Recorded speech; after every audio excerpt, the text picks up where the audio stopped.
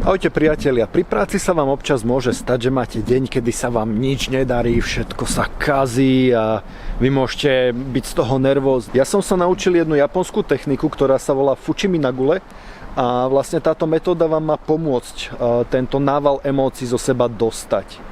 Takže ja som sa pozrel na tie neživé predmety, na tie dve píly a s úplne kľudným hlasom som povedal: Ako si to predstavuješ? Čím mám píliť drevo, tyku? No a následne som sa mohol venovať pokojnej oprave obidvoch zariadení.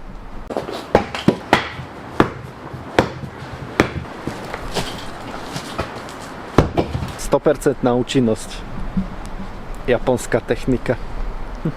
A teraz skratke, prečo som vlastne musel použiť techniku Fuchimi Nagule. Je to úplne jednoduché. V minulom videu si určite pamätáte, že som spretrhal závit na elektrickej píle. V komentároch ste mi veľmi dobre poradili, za čo vám ďakujem, aby som využil závitníky a tým opäť spojaznil samotný závit, čo bola skvelá rada a fungovalo to. Problém však nastal hneď potom, ako som túto pílu spojaznil. Nastal nový problém. Hneď ako som pílu zapol, zasekol sa mi čudlík.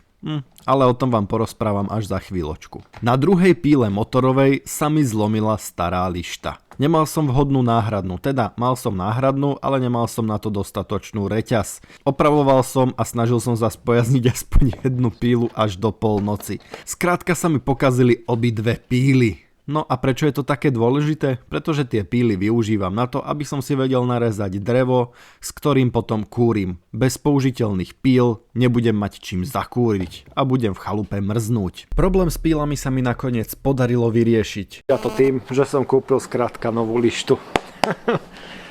Aké jednoduché. Nie. S touto pílou je zrejme amen, nejdem do nej už viac dávať žiadnu energiu ani peniaze. Závitníky pomohli, závit sa dá zatočiť, ale ako náhle som to urobil, tak sa mi pri prvom pripílení vlastne zasekol čudlík, nejak sa to zasekáva, no a išlo to príliš dlho na plný výkon. Keď sa mi to podarilo odseknúť a znovu zapnúť, tak už motor išiel iba na prázdno, čiže musel by som to rozobrať, pozrieť sa, kde je chyba, po prípade kúpiť do toho ďalšiu novú súčiastku a táto pila nie je tak drahá, aby som jej venoval toľko času, takže s ňou končím. Našťastie motorová bude v poriadku, predošla lišta sa mi zohla presne vpredu, kde sú tie lišty, ktoré to posúvajú. Jo, vidíte? Obe píly si povedali, že ma budú trolovať značne tieto dni. Neviem prečo, asi je to taký povianočný darček alebo novoročný darček. Pretože keď už som mal konečne lištu, pre ktorú som musel vyslať vedúcu, aby ju niekde v meste zohnala, pretože skoro nikde nebola, tak ma potom začala trolovať aj táto reťaz. Som dosť prekvapený, že na tú reťaz som nemusel využiť techniku Fuchimi Nagule a ostal som pokojným. Ako to funguje?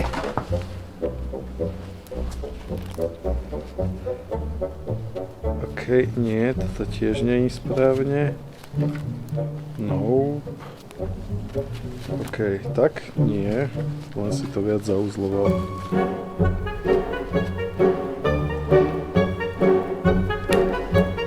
Točím sa v kruhu.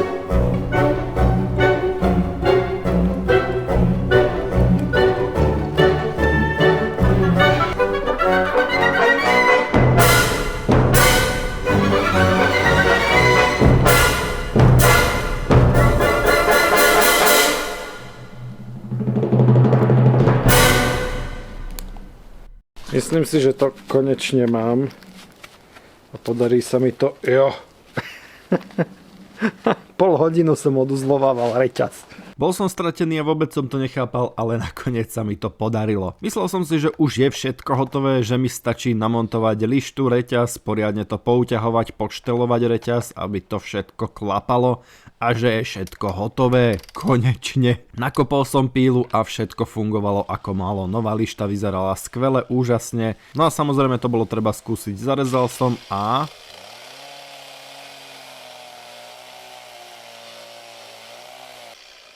Nie, našťastie to nebola žiadna veľká porucha, len som urobil úplne základnú chybu, otočil som lištu a teda reťaz bola opačne. Chvíľočka roboty a bolo všetko správne a nádherne to rezalo, konečne aspoň jedna píla funguje, parádička.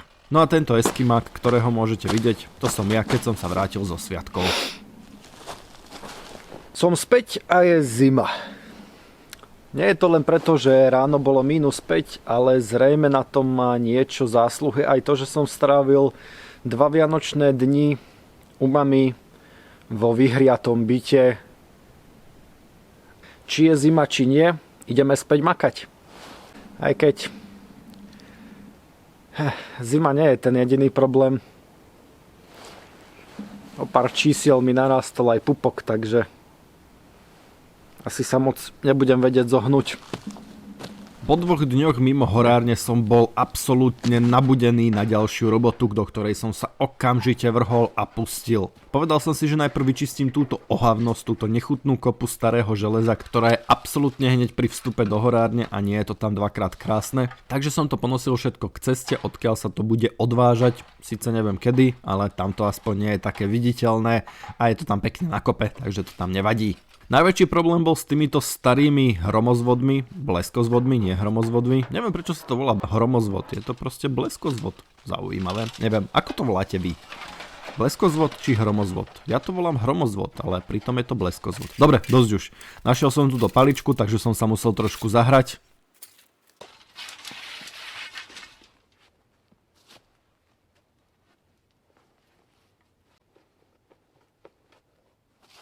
You shall not pass.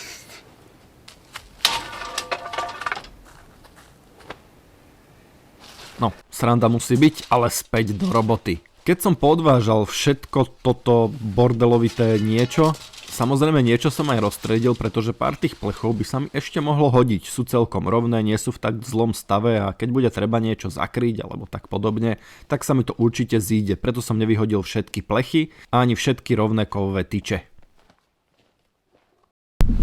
Dobrodruhovia, je taká zima, že baterka na kamere mi vydrží asi tak 20% času, čo obvykle. Takže nabíjam o 106. Keď bol kovový odpad preč, to ešte neznamená koniec upratovania. Pokračoval som v upratovaní a odniesol som aj tieto obrovské kamene, ktoré tam boli. Určite sa mi zídu na nejaký zaujímavý múrik. Z nejakého dôvodu som sa rozhodol, že ich budem radšej gúľať. Keď to nemusím dvíhať, tak to nedvíham. Môžete si len ublížiť. Keď som odvalil druhý kameň, skrývalo sa tam niečo nečakané. Bol tam autobus. No, autobus, nesradujem. Naozaj, tam bol proste autobus.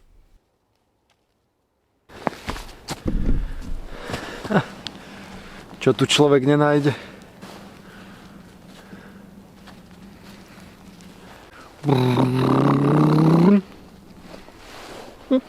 Keď som sa zahral s autobusom, mohol som sa vrhnúť späť do roboty.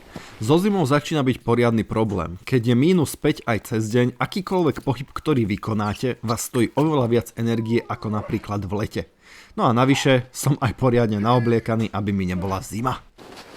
Ale už mi aspoň nie je teplo. A tam malo byť, že mi aspoň nie je zima, rozumiete? Ďalšie vrásky na čele mi začal robiť tento stĺp, ktorý je každým dňom v horšom a v horšom stave. Budúci rok majú celé stĺpy vymeniť, ale dovtedy musí tento vydržať. No a viete, ako je to na Slovensku. Kým to nespadlo, tak sa o to nikto až tak moc nestará. Preto sa musím snažiť ja, aby tento stĺp nejakým spôsobom vydržal. Je už naozaj v zlom stave a začínam zvažovať ďalšiu možnosť, ako ten stĺp spevniť. Nezabúdajte, že je tam elektrika a zasahovať do toho až tak veľa nemôžem, pretože ak ho zhodím, bude to môj problém. Potom som si povedal, že vytiahnem túto kovovú tyč, ktorá je tam nejakým spôsobom iba naklepaná, nie je nejako zabetónovaná. Potrebujem vyčistiť to spodné miesto a trošku zrezať liesku. Za chvíľku sa dozviete prečo. Stĺp sa bránil, pôda bola zamrznutá a čakal som, že to pôjde ľahšie, keď ho vykývem, no on sa držal zubami nechtami na tomto mieste. Preto som musel zabrať a stálo ma to neskutočne veľa energie, avšak tyč som nakoniec vyťahol. Následne musím trošku preriediť túto liesku. Rastie až moc blízko toho múru a tu bude stáť niečo iné. Za chvíľku vám vysvetlím čo, ale ešte predtým sa vrhneme na samotnú liesku. Použil som najprv iba obyčajnú pílku, aby som tam zbytočne nešaškoval s motorovou. Potrebujem to trošku najprv vyriediť, než sa dostanem na to, aby som to aj zarovnal. A keďže mám dobrú pílku aj ostrú sekeru, išlo to relatívne jednoducho.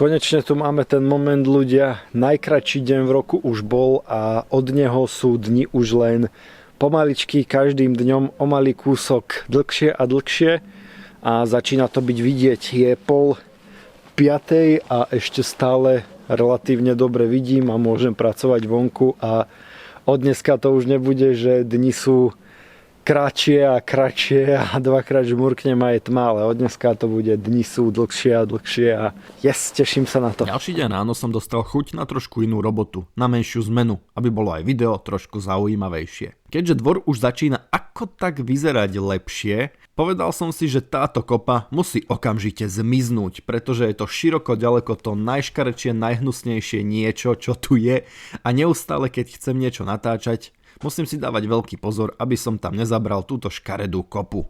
Je skrátka na čase s ňou skoncovať. Vytiahol som veľké peky na odpadky a začal som tam všetko ukladať. Kovové veci a iný materiál, ktorý sa mi ešte zíde, som poskovával do dielne, železo, ktoré je zbytočné, som dal preč. No a ostatné som nosil opäť k ceste. Bol to zaujímavý deň. Nič moc sa mi nechcelo. Bol som taký nejaký. Skrátka, neviem. Aj takéto dni sú, do ničoho sa vám moc nechce, ale práca nepočká.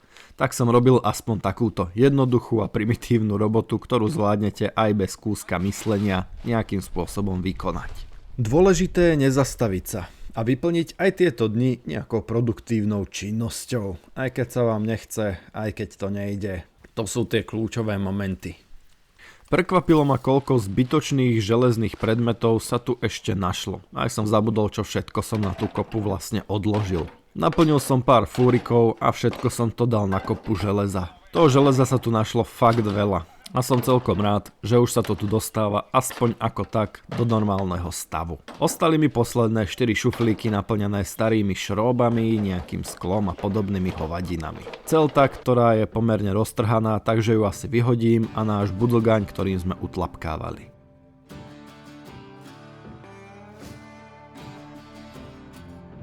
Hodím sem už len vaňu a upratovanie je dokončené.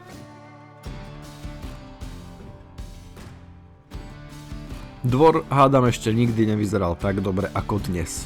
A to sme len na začiatku. Ďalší deň ráno neskutočne fučalo. A preto som sa rozhodol, že urobím niečo vo vnútri. Mnohí možno viete, že zvykneme každý štvrtok a nedeľu streamovať. A za mnou sa nachádza taký obyčajný záves. Rozhodol som sa, že urobím niečo pre komunitu. Pretože je absolútne úžasná. Vy, moji sledovatelia, ste neskutočne skvelí. A dlho som rozmýšľal, ako vám to nejakým spôsobom vynahradiť. Ako vám ukázať, že si neskutočne vážim vašu podporu. Vrhol som sa preto na zástenu. No a zistil som, že nemám žiadne hmoždiny. To však nie je problém. Zo starých dier som vybral staré dreva a urobil som si takéto nové. Tie, keď naklepete do diery a následne do nich zavrtate šrob, tak sa ten konárik alebo to drievko roztrhne a roztiahne a vyplní celú danú dieru. Takže hmoždiny nepotrebujete. Sú síce lepšie, ale nie nevyhnutné. Následne som skrz dosku do oboch dier zavrtal šrobiky. A vznikol mi takýto rám, ktorý bol prekvapivo pevný. Uvidíme, ako dlho tam vydržia tie konáriky.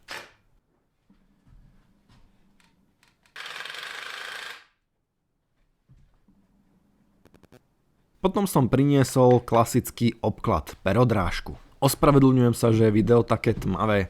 V tej chvíli ma nenapadlo, že to bude až také zle.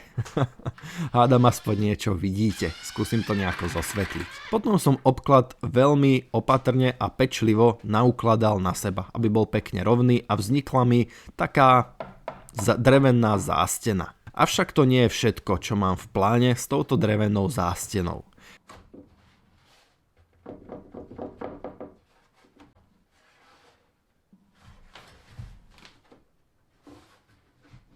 Hneď potom, ako bola celá zástena hotová, išiel som von medzi kopu konárov. Bol to neuveriteľne veterný a studený deň, takže som celkom rád, že práve dnes som robil niečo vo vnútri. Potreboval som tu nájsť nejaký konár, ktorý bude autenticky pripomínať akýsi malý stromček. Takže som potreboval orezať správne množstvo konárov a tie správne konáre tam nechať. Potom som sa musel s touto ohavnosťou dostať donútra, pozhadzoval som pár vecí, ako určite tušíte, a následne som to celé privrtal k tej zástene za mnou.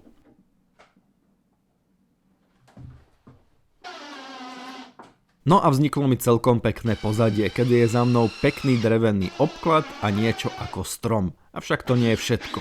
Nemáme totižto ešte korunu tohto stromu.